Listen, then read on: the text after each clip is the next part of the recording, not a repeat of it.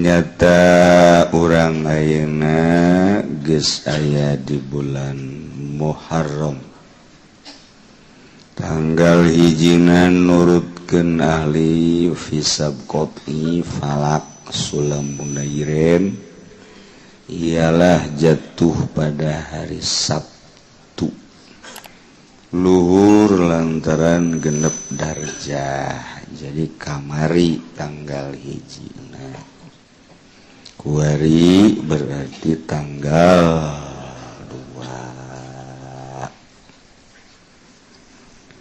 2 di bulan Muharram aya hiji sejarah anu luar biasa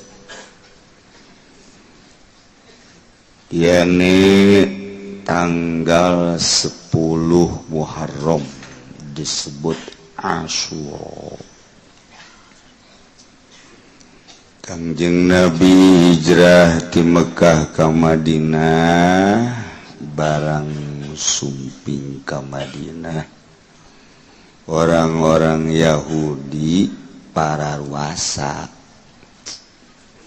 Kangjeng Nabi nanya kunaon make paruasa. Cek orang-orang Yahudi kami menghormati poe ai kitu lantaran Kangjeng Nabi Musa alaihi salam disalametkeun tina kerman lulus Firaun nu dikerem Kangjeng Nabi Musa masalam.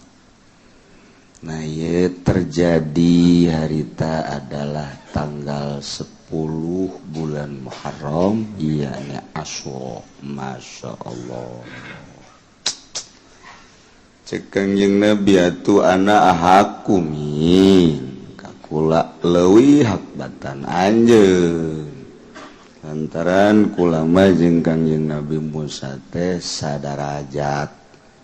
Mantap Kangjeng Nabi puasa di bulan Muharram tanggal 10 yakni Yaum Asyura memeh Ramadan terus Kangjeng Nabi puasana 10 Asyura. Bahkan terakhir cek Kangjeng Nabi la'ishtu lamun kuring hirup datang ka gobilin ila gobilin tahun hareup kaula la asumanna at-tasua bakal puasa tanggal 9 lamun kaula hirup ka tahun hareup lain tanggal 10 bae kula deuk puasa jeung tanggal 9 tapi ternyata Kangjeng Nabi haju maot pupus tekungsi puasa tasua ngan aya bahasa mun hirup mah datang ka taun hareup endek puasa tanggal 9 mantat urang mah disunahkeun 2 hiji tasua nomor kadua Asyura. Bahkan sejarah mencatat dibuatna Kangjeng Nabi Adam mun diakurkeun ialah tanggal 10 Muharram. Diasupkeun ka surga ku Gusti Allah yaum Asyura. Diturunkeun ka bumi ge yaum Asyura keneh bae. Dibeleumna Kangjeng Nabi Ibrahim alaihi salam ku Raja Namrud 10 Asyura. Masya Allah. Kaluar tina lau Kangjeng Nabi Yunus alaihi salam disemprotkeun ku lauk nun tanggal 10 Asyura. Waduh luar biasa 10 Asyura. Kangjeng Nabi Nuh alaihi salam ketika diinstruksikan titah nyeun kapal Kangjeng Nabi Nuh nyeun kemudian nu ariman jing hewan-hewan sejodoh kur dipuatin ka kapal dipuatinlah ka kapal angkleng-angklengan di luhur kapal mendarat di Gunung Ararat Turki ialah tanggal 10 Asyura. Begitu turun lalapar kabeh. Kangjeng Nabi Nuh coba sesa-sesa kumpul-kumpulkeun. Dikarumpulkeun sesa aya gandum, aya korma, roti bubuk-bubuk. Beas dihijikeun aya 7 rupa rempah-rempah dibubur ku Kangjeng Nabi Nuh. Uyah jadi teu diuyahan ngaranna bubur tanpa garam jadi bubur tiis saju di dalam tah eta tanggal 10 Asyura entak kolot baheula mengenang sejarah Kangjeng Nabi Nuh alaihissalam tanggal 10 Asyura diurange osok ngabubur tiis dibubur teh diuyahan ngan digulaan gulana make uyah aja dikadinyakeun ai bubur nama teh diuyahan ngan gulana make uyah keneh-keneh ketel tidak rawan urang ka bubur gitu ulah kanyahoan ku Muhammadiyah we Muhammadiyah nya ngabidah-bidah sia ulah kos gitu urang mun di bidah-bidah ulah ngomong cicing bae geus antepkeun lah aju beres ngabubur kirimannya kege kunyana di dahar jangeuna cenah bubur bidah ye kege nitanyana tahun hareup ngabubur bidah deui lah ngeunah cekana tuh Muhammadiyah mah kos gitu pinter kodek nya Kangjeng Nabi Idris alaihi salam diangkat ka langit tanggal 10 Asyura. Kangjeng Nabi Isa alaihi salam diangkat ka langit tanggal 10 Asyura. Masya Allah karim. Sangat bersejarah.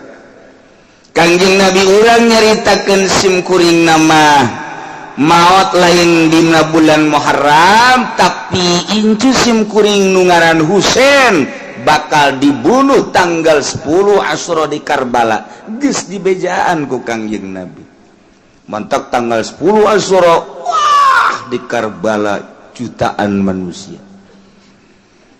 lamun inget Karbala wah eta masjidna agrengna luar biasa gedena pohara engke dikunjungi di berbagai negara mengenang terbunuhna cucu Kangjeng Rasulullah Muhammad sallallahu alaihi wasallam di Karbala wah di berbagai negara 10 Asyura. Nah iraha ke 10 Asyura tinggal ngitung bae urang mun tanggal hijina Sabtu Minggu Senin berarti tanggal 10 na poe Senin hareup geus jeung tasu'ana Minggu puasana 2 poe Minggu jeung Senin tuh acenah kula mah cenah deuk di tanggal hiji bae kamari waduh mantep jasa tah hiji datang tanggal 10 lah cenah moal tanggal hiji mah janggeus kamari kaliwat ku ari ge teu niat geus ngawuduk mangkaning isuk bae ngamimiti lah isuk ge moal cenah kebe tanggal 5 Sabtu Minggu Senin Sasarbo berarti masalah lah tanggal 5 ge moal ceknya na kebe tanggal 7 berarti Rebo kebis Jumat Sabtu cenah 7 ge moal kebe cenah tanggal 9 10 teu nana 10 ge moal ratu krante tah mah budak sudah dendek moal kene bae baru kolot dan kolot besi teka panggih deui jeung Muharram nu ngarasa kolot dan ngarasa kolot ini aya kolot ge teu ngarasa kolot mapan blon ieu mah kolot aju ngarasa kolot asana aing nyaho ka panggih deui nyaho teh jeung Muharram hareup deuk puasa tuh masyaallah. Bahkan as-shadaqatu fihi bisab'i mi'ati dirham. Shadaqah bidirhamin, as-shadaqatu bidirhamin fi shadaqah sadirham di tanggal 10 bulan Muharram ye terkecil cek Kangjeng Nabi dibayar 700 tikal. Terkecil. Lamun urang mah bisa ikhlas beuki tinggi berarti ulah dicaritakeun cak Kanjeng Nabi moal Gusti mah disanggakeun ka Gusti ku gede-gedena ganjaranna. Ke tanggal 10 disebut lebaran yatim. Deuk sedekahna cenah kula mah neuk ti poe ieu bae mulai tanggal 1 tanggal 2 terus. Sabulan Muharram terus bae. Terus be orang sedekah istimewa di bulan Muharram terutama dina tanggal 10. Bahkan idza wasa'a li ahlihi wa iyalihi wasa'ahu Allahu sanatan.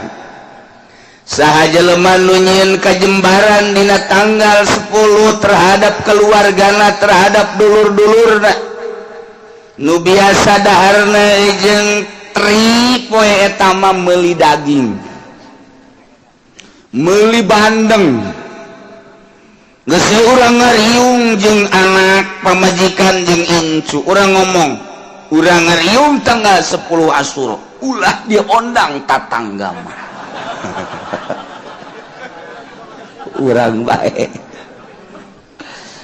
ieu geus keluarga bae mah keluarga bae tah ieu ngangeunahkeun ka keluarga dahar ditingkatkeun di poe eta minum ditingkatkeun maksudna menghargai jeung menghormati kana poe eta lantaran poe eta sangat bersejarah nah ieu wasa'ullah Allah bakal ngajembarkeun ka eta jelema sana tahu sataun eta ujianana lalu asa bae. Pokoknya lamun urang nyen kajembaran tanggal 10 kaditu lamun boga duit jembar bae.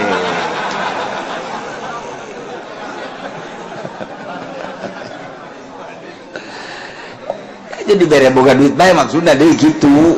Ih siapa kumaha sih? Ibabari bae tak ku Allah dibere. Ya Allah ya Rabb. Itu ala iyali wa ahlihi.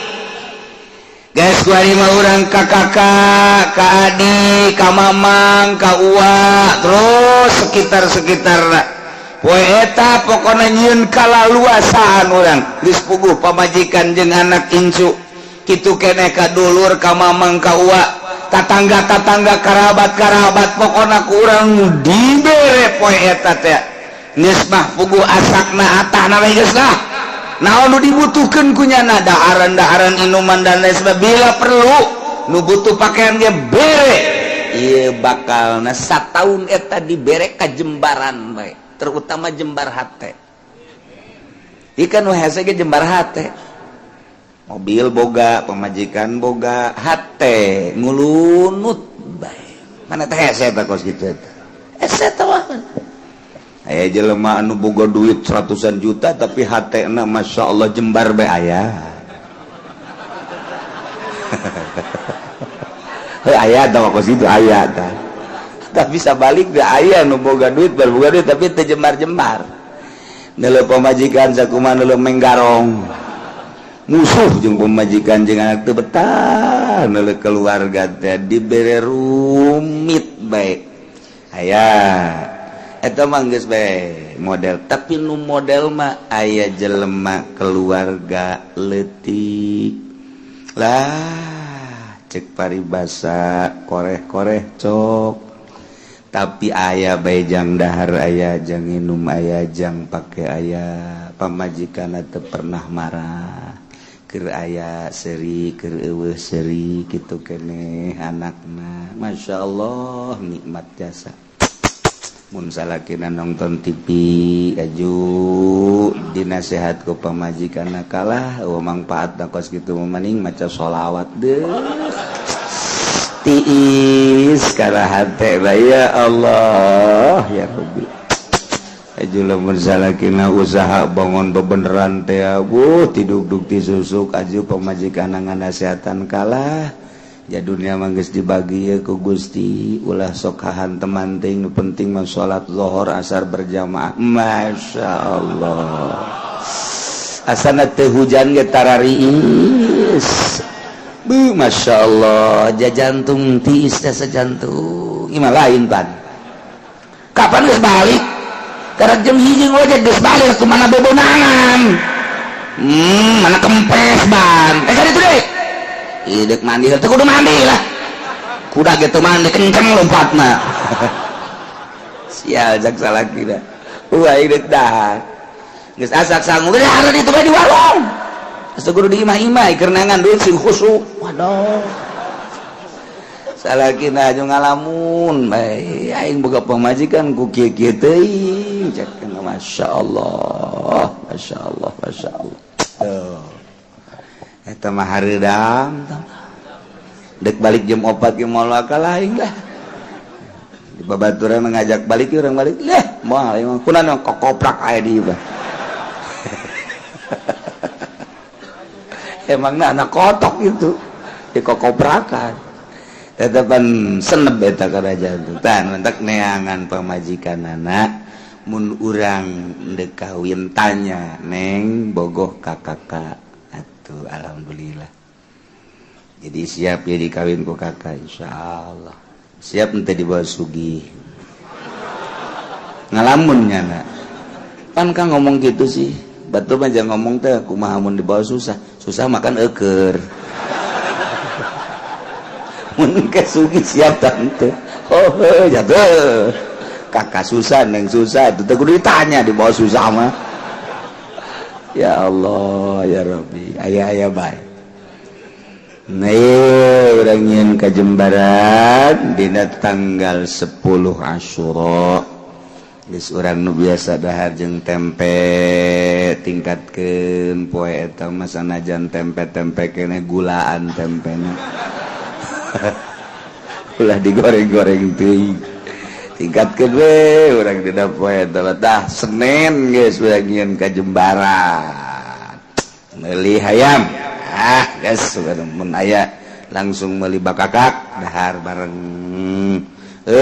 jang meuli bakakak urang boga kotok pencit kotok ge aya kotok sabaya nu ka imah aya geus ieu berarti ya milik urang lain Jembar aja sempit tuh Masya Allah daerah tanggal 10 Asyura poean yang sangat bersejarah geus tikuari urang intip puasa urang mun bisa Minggu jeung Senin keur henteu jeung Minggu na geus Senin mah wayahna 10 Asyura mata mah nu sok biasa dilaksanakeun ku Kangjeng Nabi urang Kangjeng Nabi Muhammad sallallahu alaihi wasallam tikuari siap-siap bonteng suri buah jeung naon cek pamajikan jang ke poe Senin buruk atuh geus tikuari aya jeung ka Jembaran ayo geus puasa aya terutama yatim piatu fakir miskin keluarga ayo urang jieun ka Jembaran sebab nyieun ka Jembaran bakal dijembarkeun ku Gusti Allah Subhanahu wa ta'ala.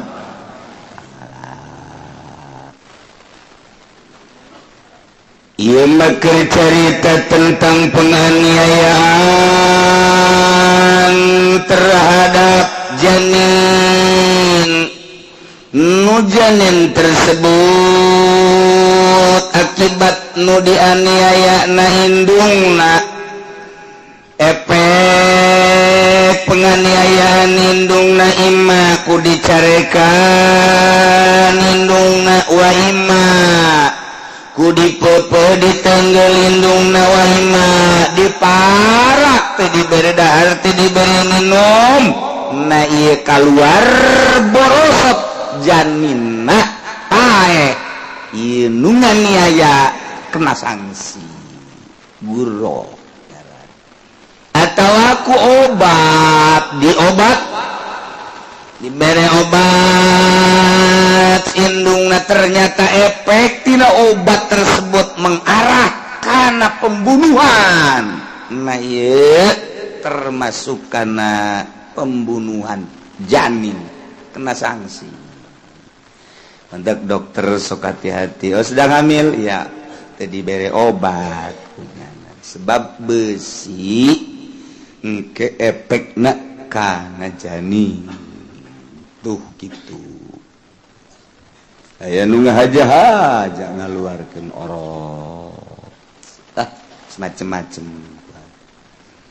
nah ikan tadi teh dijelaskan bahwa janin guru janin ngajinayat janin ngarusak janin ngabunuh janin adalah guru naon guru wahiyari guru teh abdun eta hamba sahaya di urang mah hamba amatun atau amat boyongan perang muslim mukmin perang jeung kafir diboyonglah kafir lalaki nak jadi abid awewe nak jadi ama kuarima malah muslim mukmin mukminat diboyong ku Yahudi sabaraha ribu manusia nu kuari terlantar di boyongan Yahudi teu dibere dahar teu dibere nginum kuari teh aya nu paeh di kam ilah pikiraneun urang sebagai mukminin anu urang teh dulur jeung urang Palestina al mukmin lil mukmin kal bunyan yasuddu ba'duhu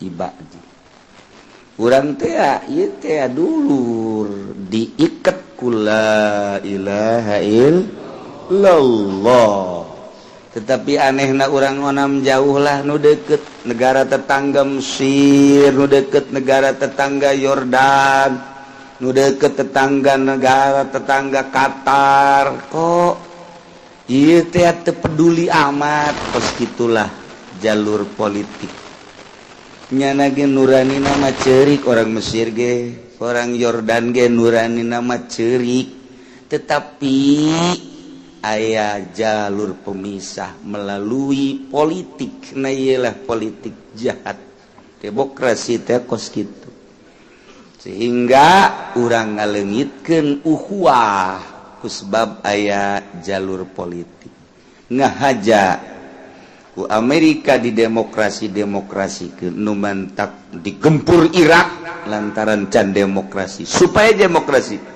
engkena tersekat-sekat ku demokrasi beda jeung negara Islam Suriah lantaran kuat gempur supaya jadi demokrasi baheula Turki nu sakitu kuatna gempur supaya demokrasi ku demokrasi mah kos diurang ku ari agama lemah nae kafir-kafir Yahudi Kristen kitu bae geus ketika aya nu berjuang urang teh tersekat ku demokrasi aya aturan demokrasi kos kieu lah hirup urang di akhir zaman terasa loba kesenjangan nu kuat makin kuat nu gagah makin gagah nu lemah makin teu berdaya agama makin terus didiskreditkan di pojokan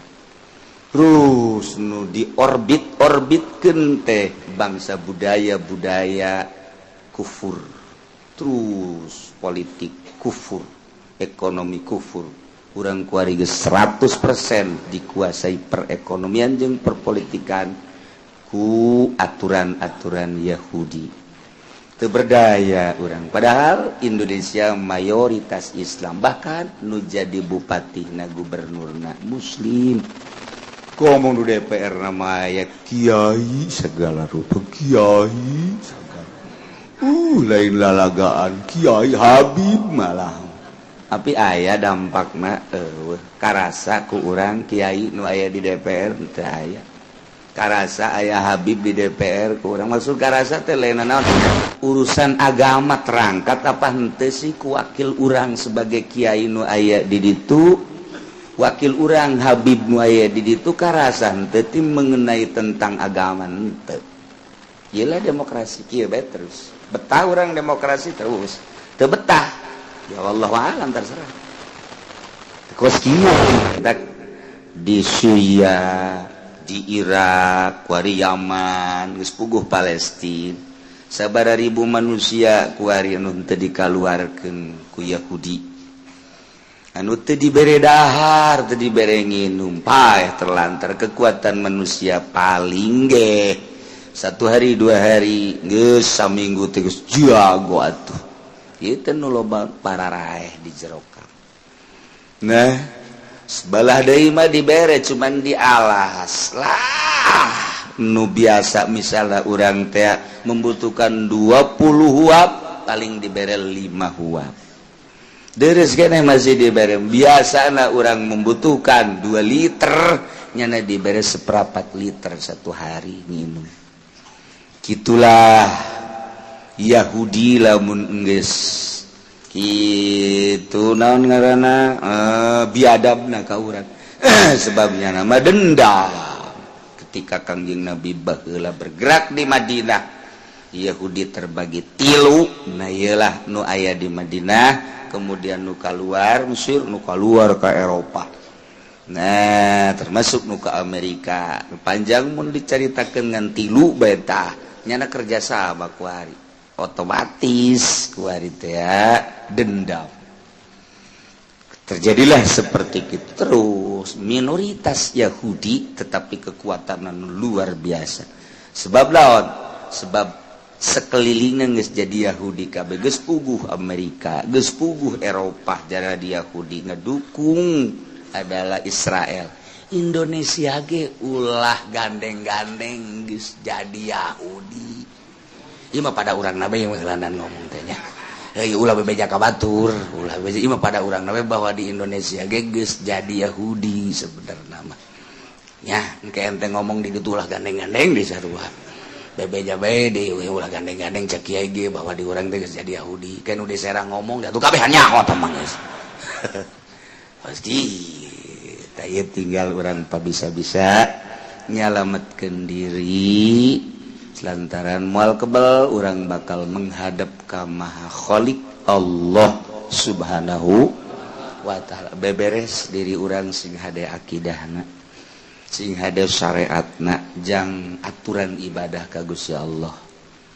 Ke isuk pageto anak urang didik, anak urang lain lalagaan di serangan-serangan teh pohara jasa. Geus teu maelu urusan agama kuari urang lamun nyaritakeun urusan kejanggalan tentang agama lapor ke DPR geus teu ditanggapi ku DPR. Mentak wakil urang tinggal wakil. Cenah aya di ditu kiai di Golkar. Ih teman-teman kiai gede. Ragag ditanggal caringin teh tigesle. Ih cenah udang-udangna gede tambahan deui Gus ya udang-udang. Ajur sia ngiuhan di Golkar ajur inting-intingan pancena kiai kitu aman masuk wae geus ulah kitu cenah kiai pan di dieu ge loba kiai Golkar kena tobat lah cenah aing mendek balik bae jor siap balik ka ditu Haji Hudang oh eta orang jelemana heran teh daek tobat jelema asa bener bae mun kukula dijabarkeun pasti kajahoan salahna tapi teu daekeun ngaku teu daek ganja tah kieu can kabere bae cenah kieu bah geus kieu bae bere aing cokot ku aing duitna aing ka Golkar mah moal tetep duit mah dicokot teh hook aja di dahar parabkeun ka kotok hap aja kotok teh daekeun cokot deui ku aing udah beres kabeh inting-intingan asal kiai geus ka Golkar we geus teu manjur mun cara orai jadi orai koros nu tadina orai taneuh ge barang ka Golkar mah jadi orai koros ngegel huntu umplak Ogola asal kiai ka Golkar geus kos kitu bae geus pokona asal kiai ka Golkar kitu bae geus pokona ye cenah ieu mah kiai hebat jasa endek hebat deuk teu asal asup ka Golkar kitu bae geus pokona asal kiai asup ka Golkar sering amat cenah kiai supaya tobat majelis teh gede weus ya pondok 2 tingkat weus ya teu karasa eta ku kiai berarti di jerona aya kasalahan sakali deui asal kiai ka Golkar cenah kiai bangun harengeusna aing karunya bareng yu urang luhurkeun agama ulah melalui Golkar ka mana tuh ka PDI salah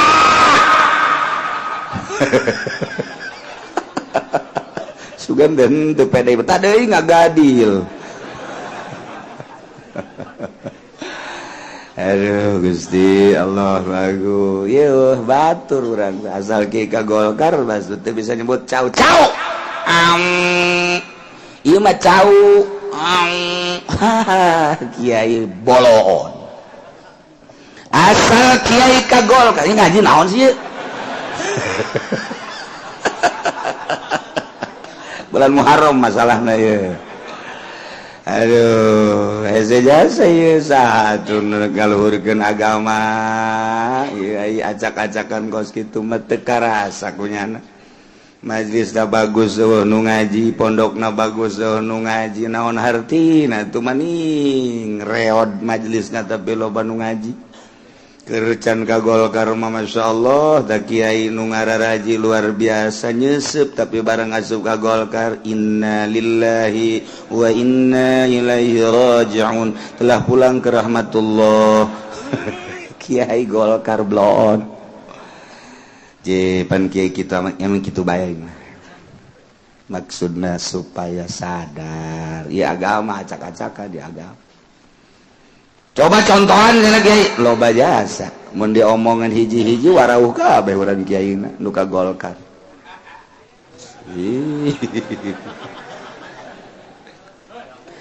wahia abdun abid jadi ka Golkar ya hari guru eta hamba wa matun tawamat mumayyizun abidna nu pinter salimun min aibim mabin tur salamet tina cacat jual beli barang nu sok dijual abi di mana-mana ya cacat murah hargana pinclang misalna atupan abid mah nu diarah tekan tanaga pinclang atuh moal bisa nyana jang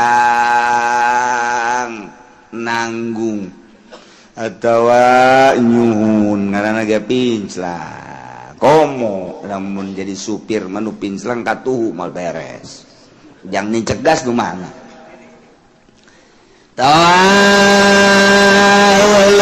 sabelah aib ngaranna ulah nu kitu nu pinter salamet tur salamet tina cacat ieu mahal berarti janin teh di mana aya jelema ngabunuh janin efek tina penganiayaan indungna disingsieunan misarna ku salakina tatanggana ku jawara ku dokter sehingga ngalamun si awewe teh akibat disingsieunan terjadilah aya seperti depresi keluar orok dokter tersebut kena sanksi lantaran di Indonesia mah henteu aya hukum anu mengarah kana hidayat aya can selesai berarti urusan anak engke di Rabbul Jalil di harapan Allah bakal diselesaikan ke Gusti Allah ku hari itu selesai di alam dunia di akhirat diselesaikan penyelesaian terakhir ku hari nu menang dielehkeun nu bener dielehkeun nu salah dimenangkeun bisa terjadi tapi di akhirat mah ieu jujur jeung adil teh nampak di dunia mah urang dititah ge innallaha ya'muru bil adli wal ihsan wa itaizil qurba wa yanha 'anil fahsya'i wal munkari wal baghi ya'izukum la'allakum tadhakkarun fadhkurullah eta unggal Jumat sadunya kabeh ayat eta dibaca wow hebat jasa kiai murid lagi innallaha ya'muru bil 'adli wal ihsan wah nyekel eta wa itaizil qurba wa yanha 'anil fahsya'i wal munkar teu karasa pokokna ge teu adil teu jujur ayatnya tadi baca innallaha ya'muru bil 'adli wal ihsan itaizil qurba yanha 'anil fahsya'i wal munkar wal baghi ya'izukum la'allakum tadhakkarun fadhkurullaha beres mun kurang Aisyah maca ayat jujur tah henteu lala ngomong yang batur tah mah eta dibaca unggal Jumat ku kabeh unggal khatib nu mantak khatib teh di urang pangheulana ka neraka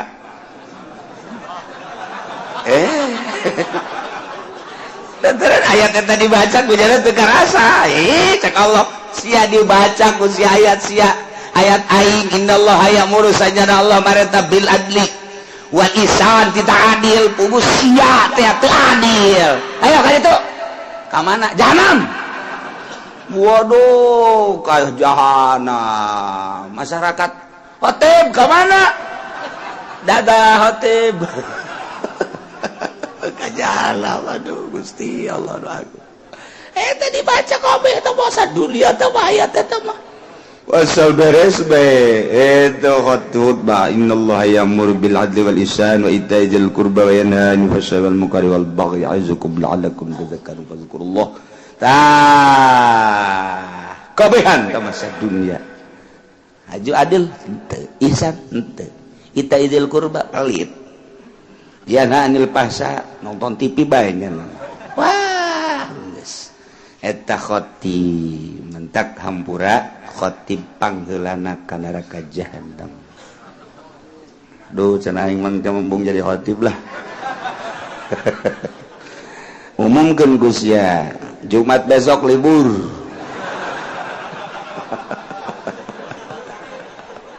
Aduh Gusti Allah doaku. Boro-boro libur puguhnya nama hayang tambah dari poe Jumat teh. Ulah Jumat eta bae supaya saminggu aya 2 Jumat. Emang kumaha? Digaji pan ku pemerintah. Bolon eta. Sakali khutbah sabaraha duit kan? Sabaraha duit? Tuh. Haji Pendi mah jasar dibayar bareng nya namanya bae. Geus moal menang ganjaran si haji lah.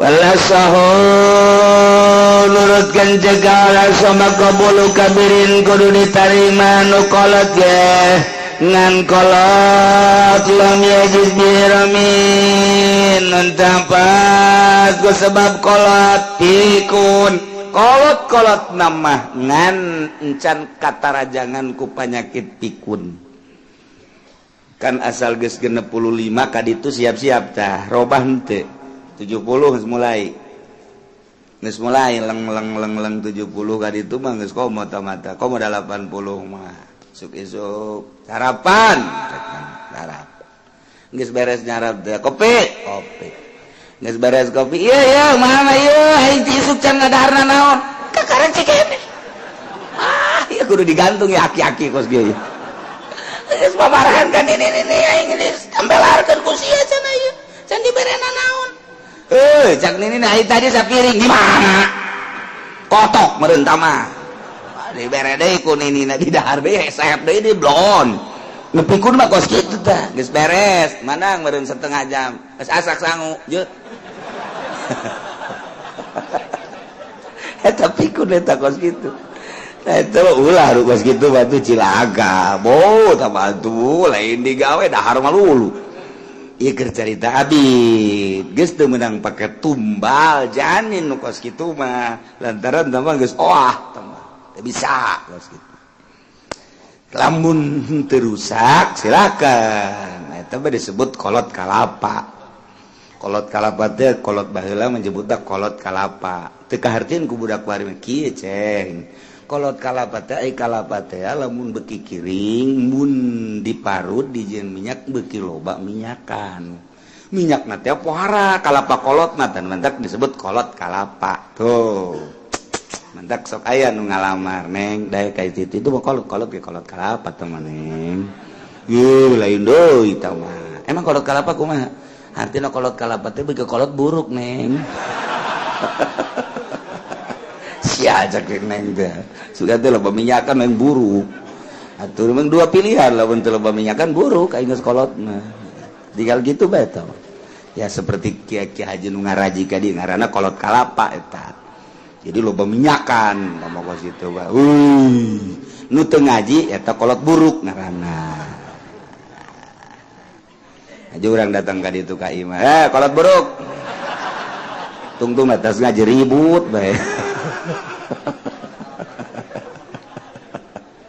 Masya Allah Ustaradoy gara-gara ngaji iya jadi kos kieu teh dipake mah ngaji sekadar koleksi we di jero hate ganjaran mah meunang ngaji ganjaran doang mantak ngaji pelebah dieu mah ya sanajan hees ge masalah yo kieu teh batu kudu dibejan jeung kiana komo dibejan atuh kerek teh dibejan hees ieu mah masalah ieu moal dinanamkeun sanajan hees ge sebab ieu teu kapake mah ngaji mah teu kapake andai kata ngaji ieu terus yo sababaraha minggu ieu mah teu kapake ngaji jinayat mah ieu geus gampar samak di luar hees moal anggal masalah geus tah mah geus jadi jana mawa permadani aju mawa anggal kedeng bae kitu cek sajen teh mah atuh ngaji teu kapake ieu mah hees bae cara urang Arab bae kitu hees so masalah jadi henteu naon sebab ieu teu kapake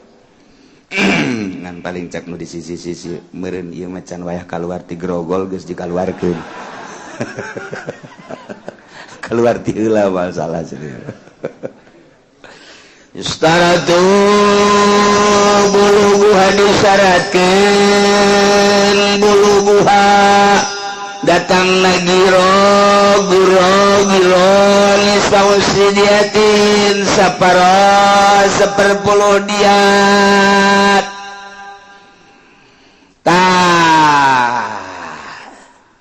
ieu datang ka yustaratu disyaratkeun buluguha nyampena dina harga nyampena giro gitu giro abid dina harga saparo per 10 diat lamun 100 onta bagi 10 berarti 100 bagi 10 seberapa 10 saparo tina 10 seberapa siapa pinter ya budak asa TK aing mah ngaji kieu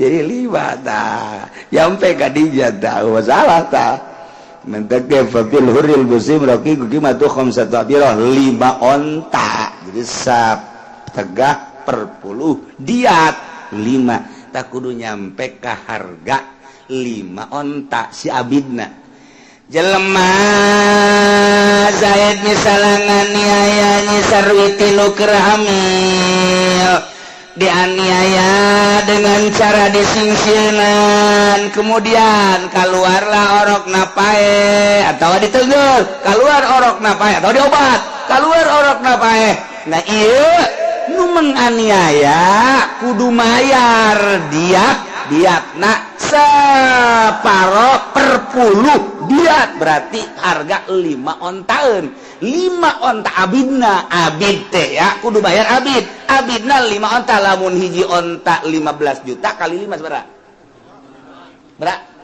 75 juta berarti bayarna nyana 75 juta tuh gitu ya Masya Allah geus pain takidat pakom satu abiro mun abidna ternyata abidna padi mah kudu mayarna ku abid di Indonesia mah kan abid dipaksakeun ku kumaha ge abid amat malah aya kajen ku kumaha lainnya amat mah anu kasipatan ku abid jeung kasipatan ku amat maka ieu mah hargana bae tuh sabaraha khamsatu abiratin 5 ontaeun onta nu gede nu bagus 15 juta nah 15 juta kali 5 berarti 5 kali 15 juta sabaraha 75 bener ente sih masih salah ieu mah asa teu percaya ieu mah coba pakai kalkulator 75 juta Masya Allah nah iya kumaha lamun abinna kolot kan kolot mah murah eta kan nu mahal teh nu mahal kulantaran badam pakena umurna 30 40 50 mahal lantaran tanagana bagus kene seter kene nu kolot tadi ge kan ulah nu kolot mah lamun datang ka geus pikun kecuali lamun encan pikun ngan harga rada turun teuing mah abid umur 30 abid umur 40 abid umur 50 aya ge umur 80 tapi henteu pikun masalah guys sanajan rada murah hargana kula mah sok inget ieu teh dongeng ya aki-aki boga pamajikan ngora ngabelah dieuna ieu keur cerita pikun maksudna rada kolot kabelah dieuna si aki-aki muriang diantar ku papajikan ka dokter antar ka dokter periksa cek dokter teh ini ibu istrinya iya masih muda iya sekarang gini aja ini kakek nanti malam suruh kencing besok air kencingnya air seninya bawa ke sini nanti diperiksa melalui air seni oh iya makasih dok bener Isa memeh sare nyana teh kieu aki-aki beres nungguan isu kan cendeun medinya handapeun dipa ari jam 1 pabajikana yang kieu deui sarua teu kuat ai pabajikana kaluar sieun teu kahudangkeun salaki gara dege kolot lah kieu bae di dinya di nu panu urut aki-aki teh tah jadi ngahiji Pak geus bae beres esuk-esuk berangkat ka dokter mana bu air seninya teu inget ieu dikihan ku nyana ini nggak hiji ini jok air seninya diperiksa barang diperiksa saya kaget cek dokter kenapa suami anda hamil ini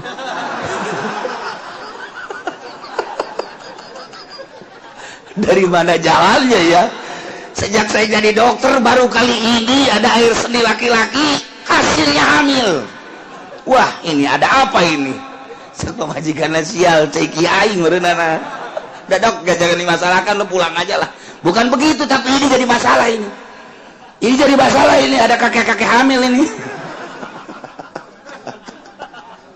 aduh itu mah lain nyaina nu pikun apa majikan tahu nu pikun berarti geus karolot kara itu eta tetek sing hade aya deui lain kitu tah mah kiih saki-aki teh dan bae ai diteuneuna lain diadap di luhur meja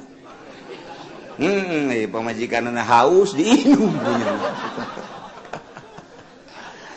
Masya Allah cek pamajikanna ceuli nu tata dina torek jadi muka irung mararuka ieu sing nginum naon orek ceki salaki obat torek eta nu torek-torek cager eta katunya mun teu cager tambah torek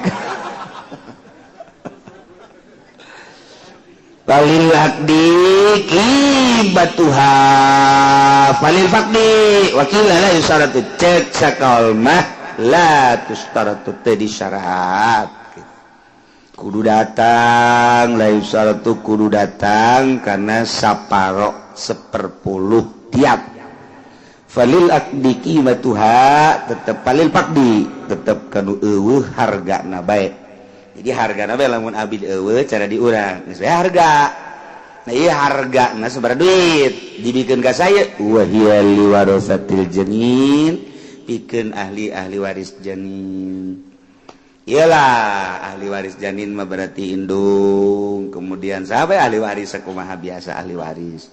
Kewajiban anu mayarna ala akilatil jani. Ka akilah asobah jani.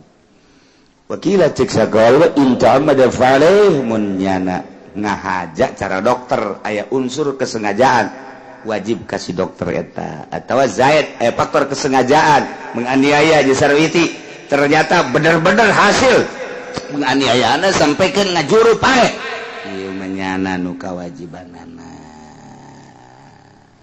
wal janinul yahudiyu awin nasraniyu wallahu a'lam bissawab.